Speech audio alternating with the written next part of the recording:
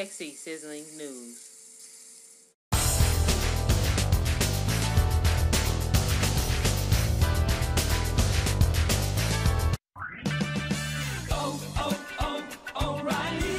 The next time you need auto parts and accessories, trust the parts professionals at the 74 Detroit area O'Reilly Auto Parts stores. Our professional parts people know what it takes to get the job done right. Professionals have counted on O'Reilly Auto Parts for decades. Now you can too. Professional parts people, O'Reilly Auto Parts. Better parts, better prices every day. O'Reilly Auto Parts. Blog Talk Radio.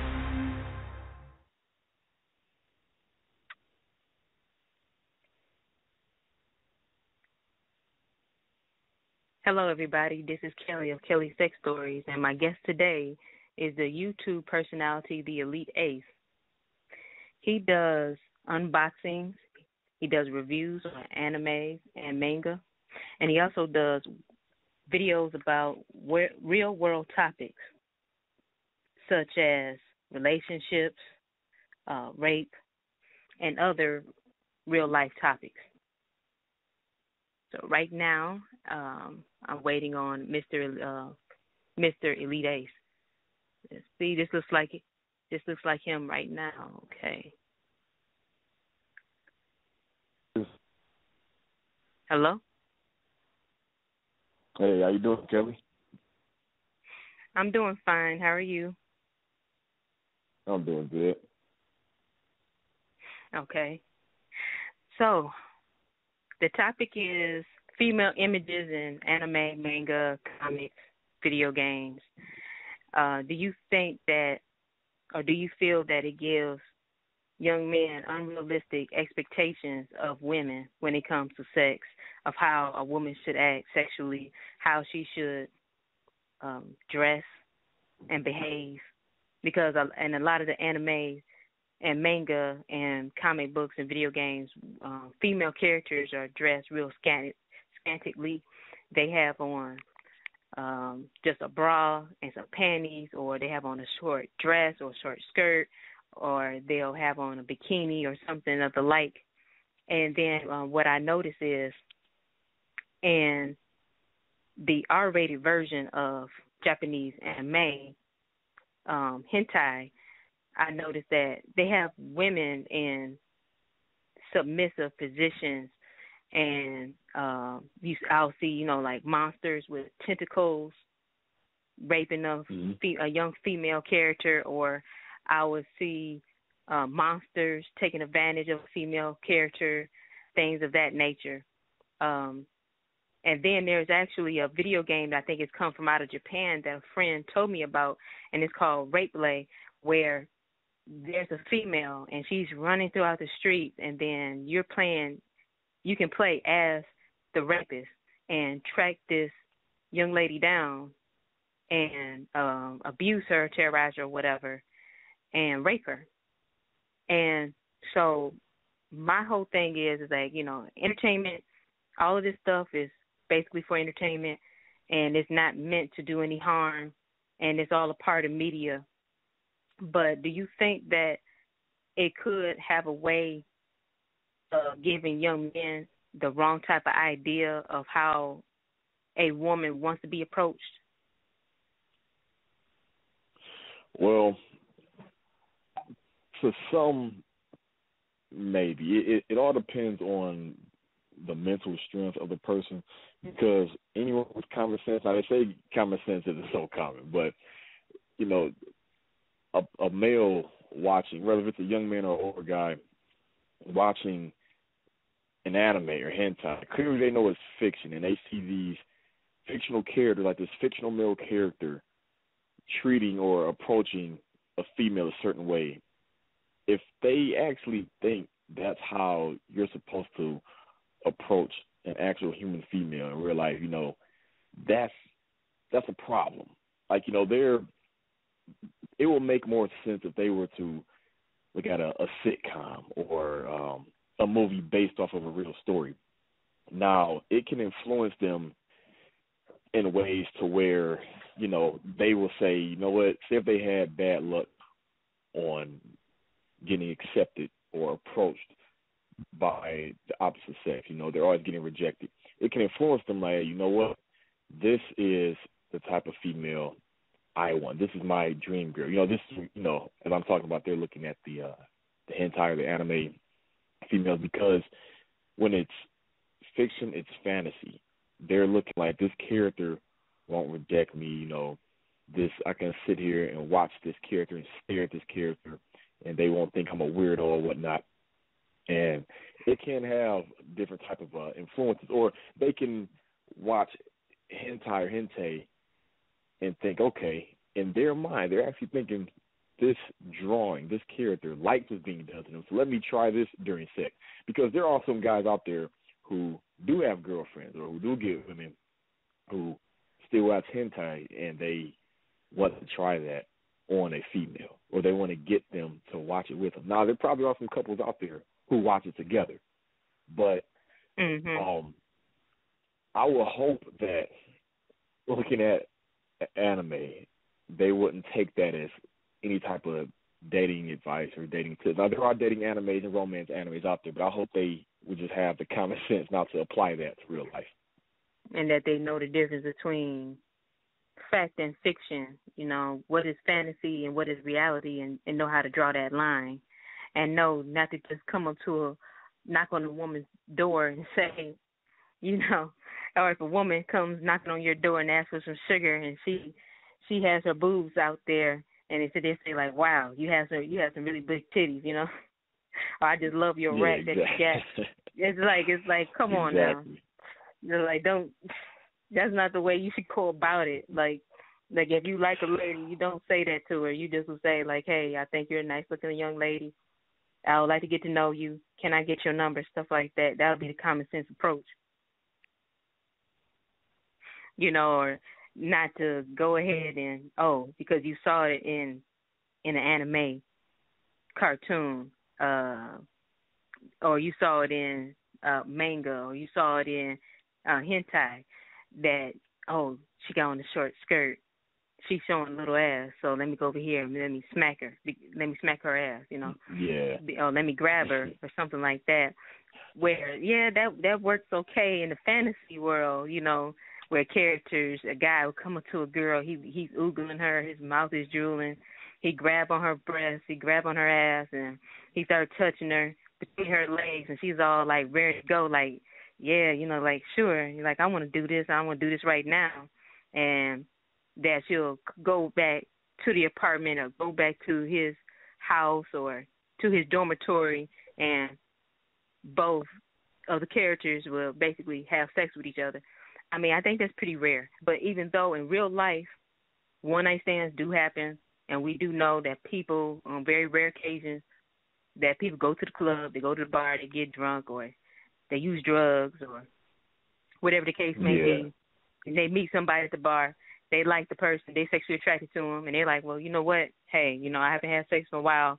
Let me just go take this person home with me, or take them to the hotel and just knock it out. We know that cases like that do happen. So I'm kind of thinking that these young guys are thinking like, like if this can happen and I could go to the bar and it could be a possibility that I could pull a young lady and I could get some action, then maybe they might, you know, maybe it might be a little room for something like this for me to be, you know what I mean, for me to be aggressive. If I come at them a certain type of way, that some girls that they try to play that innocent role and be like, oh, no, you know, I can't, you know, I'm not that type of girl, you know, I'm a Christian, or I'm a Muslim, or I'm some other type of religion. I can't do this. I'm a good girl, you know.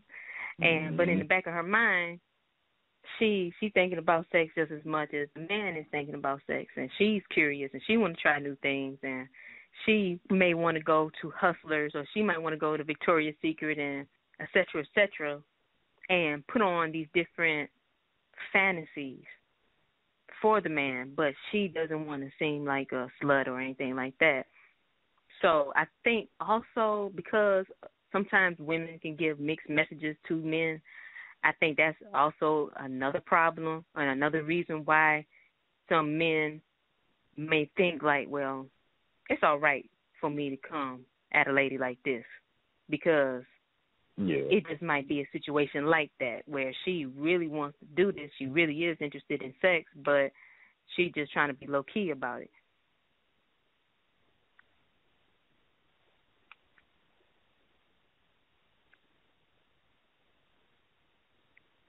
Think about that. I mean, I agree, and if there are females out there that, you know, that goes for that, that's basically a red flag right there. And of course, most of the time, females like that, you know, like you say, you generally find in the club or somewhere, they're highly intoxicated, they're under some type of drugs or whatnot, or like you said, they haven't had sex in a long time, or they're just a straight up hollow, or they're loose as a goose, or, you know, some are just not freaks, and they are just sexually attracted to that person. But, I would hope a guy, anybody, period, would not just look at hentai or play a game and just apply that to picking up, you know, on the opposite sex. That's just very, very embarrassing. Yeah. Pretty much it would be, because it's like you have no game whatsoever. Like, you can't just tell a girl, like, hey, I think you're nice looking, I want to get to know you, or ask her what her hobbies are, if she have any hobbies, find out what her interests are. All those things are a good way to break the ice. Those are icebreakers, you know. Ask her what her age is. See if she'll tell you her age. Ask her, you know, did she go to college? If so, like, what was her studies? Things like that. What does she like to do? What does she usually do with her friends, if she have any friends? You know, stuff like that, I feel, is what they should ask instead of just going by what the media says. And I think that media such as music and movies, like we were saying earlier, that they can have an even more devastating effect on people because they reach a bigger and wider audience all across the globe or across the country, you know. And I believe that a lot of people, when they look at movies and music, especially, let's say, I remember they used to have uncut videos that used to come on at 1 o'clock in the morning on BET. Yep. And on BET, you know, and BET, these was like almost like pornographic type of music videos that used to come on. And the girls are, as we know today, and back then they had coined the term, it was video hoes or video vixens. Yeah. And one of the biggest video vixens of the time was Buffy the Body. She was one. And I think it was another girl, her name was Melissa Ford. She was the other one. And these girls, they was in Jay-Z videos. They was in, you know, like whoever was famous at that time and big at that time in hip-hop, they were basically in their videos, you know, Ja Rule, you name it. But the famous thing that got people in trouble, or one of the rappers who got in trouble back then, was the rapper, I'm thinking of his name, Nelly. Came out with the song Tip Drill. Tip Drill, yeah. Came out with Tip Drill. And everybody was eating it up. Everybody was, you know, talking about, you know, that all he wanted, he said, it got to be your ass because it ain't your face. So, and I remember that, and I was just like, dang, I was like, he's so cold, you know. So basically, he's just telling the trick straight up, like, you think it's about your face, you think you're cute, you think you're pretty, but no, you're not, because in reality, you ugly, you know. All I'm interested in, all I just want to do is just screw. I just want to have sex with you. That's it, because I just see your ass, see your titties. That's it. That's all I'm concerned with. I just want to get you, you know, get you in the bed and just see how you are. Just want to test drive you, and that's it. That's all I want from you. And so that song itself. Oh, I'm sorry. That's the thing that it was bad. That was really bad song back then, you know. And I remember the controversy was he had went to Spelman. I think he went to Spelman. I think because the ladies at Spelman at that time, they were like, I don't like this guy. I don't like this song. This is very disrespectful. And they pretty much boycotted or picketed his song. They didn't like it. They felt like that song was very disrespectful and very degrading to women, especially the music video, because these girls, they had on these mini skirts and they had on these little like bikinis on underneath their skirt, and they were bending over and shaking their butt and everything else. And I think it was a scene where the girls were either in the pool or they was inside of a bathtub or something like that with them. So they were just doing the most. They was doing a lot, needless to say.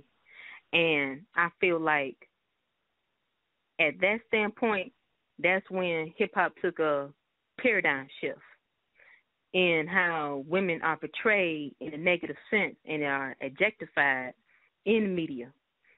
That was an example right there of how women were objectified in hip-hop, and it was basically like, okay, everything about you, such as your mind, your talent, what type of dreams, goals, aspirations that you have, all that stuff don't matter to me. To me, all you are is nothing but a sex slave to do whatever I want you to do sexually for me. And I feel like in today's world, when it comes to hip-hop, that's pretty much the message that is out here. It's like, okay, you know, I get that this one dude talking about, I got two bitches in the club and both of them know about each other, you know. Then there was this one guy came out. He's talking about he had, it's okay for his girlfriend to have a girlfriend, you know, just as long as she wants to share, you know, just as long as her girlfriend ends up joining in with him, you know, everything is cool. You know, so I thought that was pretty interesting, needless to say, you know. Yeah, and then when it, I'm sorry not to cut you off. Yeah, it's basically just showing how the media can brainwash, you know, the weak-minded. It can't brainwash everyone, but it brainwashes millions and millions of people. You know, with the whole hip-hop thing, it's just basically saying, hey, if I got money and cars, I can, you know, get the women. You know, they always think about the women first. Women. You know, they don't think about any type of respect or anything like that. They just think about the money, of course, the power, and the women. But the women most of the damn time. And back to the hentai aspect of it, it's, to me, I think the whole hentai thing and the whole pornographic thing behind anime, it's more so you can look at it as a fetish, or it can go back to guys who just can't, you know, they just can't catch a break with actual women. But you would think they would go and just look at the real porn instead of just the hentai, but that goes back to being a fetish unless they look at both. They look at the real thing or they look at the hentai. And in gaming, I mean, just for a long time, people, of course, guys, they have been trying to just implement anything sexual within gaming. I remember when Tomb Raider first came out, the selling point of Tomb Raider was the fact that, you know, she had big breasts. Well, that's what it was. She had these short shorts and big breasts. And back then, you know, it wasn't as common, like, oh, you're playing as a female main character. And then there was a code to, there was a mod or a code. First, there was a rumor. Then it was actually made where you could play as her being nude. Then with Dead or Alive, you know, they had these nude mods where you can fight as have all the female characters nude. And I remember they came out with Dead or Alive Beach Volleyball. Now, I'm thinking to myself, okay, we all get sex sales, but I'm like, who buy this. Now, they say the Japanese are very perverted, but I mean, humans can be perverted, period. Some say more so than others. Right. But for the one now in the Western market, like, who will really buy this Dead or Alive volleyball strictly for the volleyball? No one. It's clearly evident that they bought it for the fact that, oh, here's Kasumi and Tina, in these one-piece or two-piece bathing suits, and they're jumping around, breast jiggling and everything. Now, am I a fan of Dead or Alive? Yes. Why? Because to me, it's the most hype fighting games, not because of the females. Matter of fact, Kasumi, she is known or labeled as whether the mascot of the DOA series or the main female character. And my favorite outfit that Kasumi has is when she's dressed up as a ninja. It's all black. She's fully clothed. I mean, my favorite outfit is not her in the bikini or her in this, skimpy tank top, everything. And, my favorite overall character is Ryu Hayabusa from Ninja Gaiden. And then his friend Hayate, which is Kasumi's brother. So, for me, the Dead or Alive series, I know the selling point for most is because of the skimpy females, but for me, that's not the selling point. And one thing I did not know exists until I've seen it on a Xbox Live, and I thought this was very sad and pathetic, is where you can actually, for $2 a piece, you can actually buy these photo shoot videos of these video game girls, where they're laying on a beach and they're playing with the water and they're moving their hair and rubbing their breasts or whatnot, and they're laughing and giggling. And I'm thinking, like, are you serious? You can actually buy this. Like, who would sit up there and buy these things? And you can buy so many skimpy outfits for the females. You can go into a camera mode and, like, pause it, move the camera around, take pictures. But that, along with, let's see. Now, Soul Calibur, I'll say the one female that has the most skimpy outfit, of course, is Ivy. And even the females in Soul Calibur are not portrayed how they are in Dead or Alive. And a lot of females, and people also, but females, they really say, like, okay, good and damn well, the females will not be fighting in these kind of provocative outfits. But that's just the thing, the Japanese made. I mean, they know guys are going to look at it. They're still going to play the game, regardless. They're still going to play the game. It's just, for me, it's not the selling point, because there are fighting games out there where the females are not dressed, provocative and everything. And you got guys, they just, they love that, and that also transfers the feeling to when they go to these conventions. So when they see these females dressing up as these fictional characters, to them that's like their fantasy coming true. And then that's when they really, really like it. But some of those females, they don't like that attention, which that's another debate. They dress up in these they cosplay as these female characters that wear these skimpy outfits, and they get annoyed by being followed at these conventions, or guys will need to hug them all the time and get too close or grab their butt. But to those, in those guys' eyes, that's their dream coming true. I look at it in the sense of, I mean, yeah, she look nice. Like, I've yet to see a Halibel. She's a character from Bleach. I've yet to see a full resurrection form Halibel cosplay in person. Well, actually, wait a minute. Let me think. No, I don't think I've seen that one time at YumaCon. It wasn't really done right, because certain female characters, you have to have the right body and the right skin tone to pull it off correctly. But someone like that would be a nice thing to see. But more so on the talent side, the creativity side, like, oh, you able to pull that off, you able to make it, and you pull it off the character. Hold on, not mainly because. Oh, okay. Hold on for a second. I think I got a caller. I'm going to ask them. I only have 4 minutes left. I'm going to see if the caller have any questions, And then I'm going to ask you to mention your YouTube channel, where people can find you on YouTube and where they can find you on Facebook. Okay, hold on for a second. Hello, caller. 248. Do you have any questions?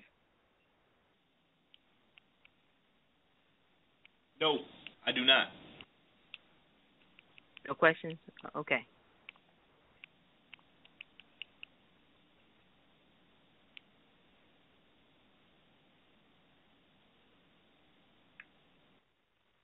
All right. Okay. Now you can continue. Okay, yeah, I was just saying, it'd be nice just to see someone, dressed as the official Halabill. I look at it as on the talented side. They put the time and effort into that cosplay outfit, because not everyone can pull off a character from any series. It takes, the body type, skin tone. Yeah, they have makeup for that, wigs, everything, but you have to have the right body type. And certain female cosplayers, they don't even have the confidence to pull off certain characters. But overall, I just think a guy should not apply picking up a female based off of hentai or these females in video games, because it's fiction, it's fantasy. It should not be applied to real life at all. I agree with that.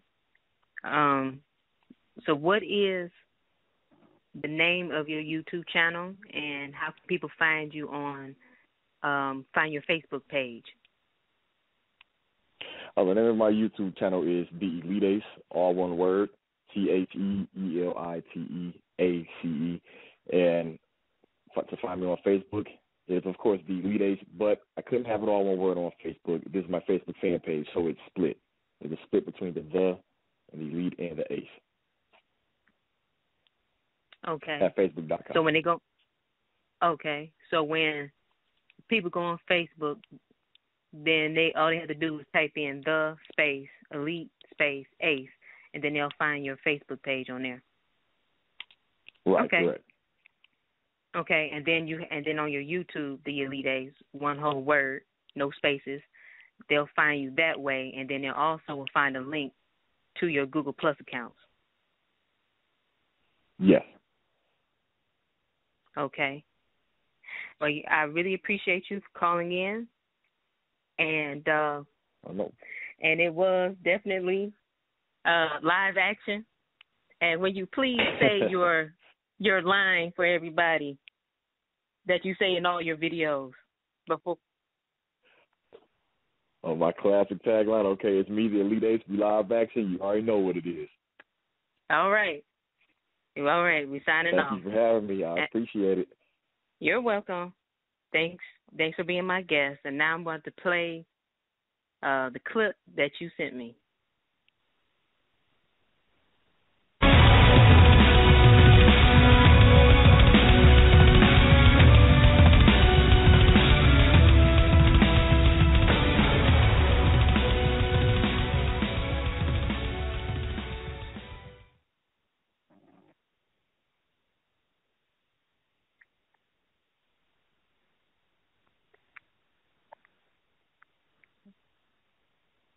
Okay. Thank you, TheEliteace.